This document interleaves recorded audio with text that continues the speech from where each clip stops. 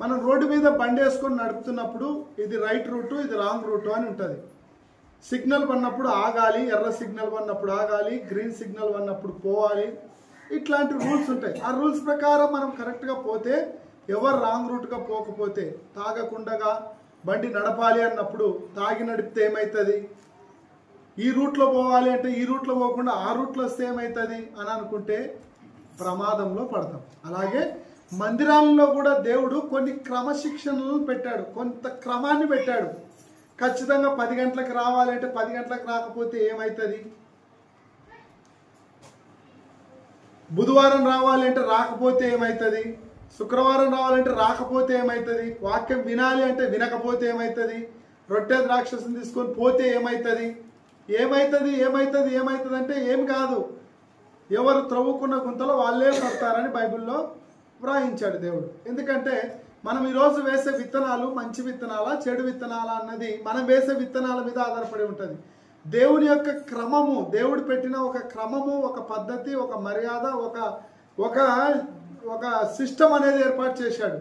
ఆ సిస్టంలో మనం కరెక్ట్గా వెళ్తూ ఉంటే మనం ఎప్పుడూ తిరుగుండదు. మన జీవితంలో మనకెప్పుడు వెనుకకు తిరిగి చూసుకోవాల్సిన పని ఉండదు. మనం ముందుకే వెళ్ళిపోతాం.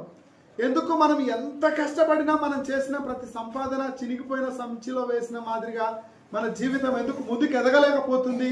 మిగతా వాళ్ళు ఎవరైనా మనకంటే ఎక్కువగా ఎదుగుతుంటే, మిగతా వాళ్ళు మనకంటే ఎక్కువగా బాగుపడుతుంటే వాళ్ళని చూసి వాళ్ళని ఎందుకు చెడగొట్టాలి అనుకొని వాళ్ళని బాగుపడేతోళ్ళని చెడగొట్టాలని ప్రయత్నం చేస్తున్నాం. కానీ మనం ఎందుకు బాగుపడకూడదు? మనం బాగుపడాలంటే వాళ్ళు చేసేదేంది, మనం చేయందేంది, మనం ఏం దిద్దుబాటు చేసుకోవాలి, మనం ఏం సర్దుబాటు చేసుకోవాలి అన్న ఆలోచనతో ముందుకు వెళ్తే మన జీవితం అనేది చాలా క్షేమకరంగా, ఆరోగ్యకరంగా, మహిమకరంగా, దేవునికి మహిమకరంగా ఉంటుంది.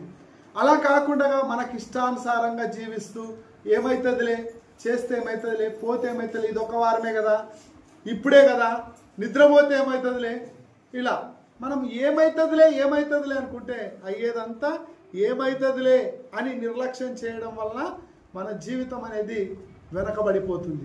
ముందుకు సాగిపోకుండా వెనకబడిపోవడానికి కారణం, మనము ఒక రోజుకు 1000, 2000, 3000 మన ఇంట్లోకి వస్తున్నా కూడా అది మనకు మిగలడం లేదు. దానివల్ల మనకు ప్రయోజనం లేదు. శాంతి, సమాధానం, నెమ్మది, ఆరోగ్యం అనేవి లేకుండా మనకు ఎందుకు దూరం అయిపోతున్నాయంటే దేవుడు పెట్టిన సిస్టమ్, దేవుడు పెట్టిన క్రమంలో మనం పాటించకపోవడం వల్లే. చూడండి, దేవుడు ఒక క్రమాన్ని మనకు ఏర్పాటు చేశాడు. ఆ క్రమం ఏంటి అంటే జీవము గల దేవుడు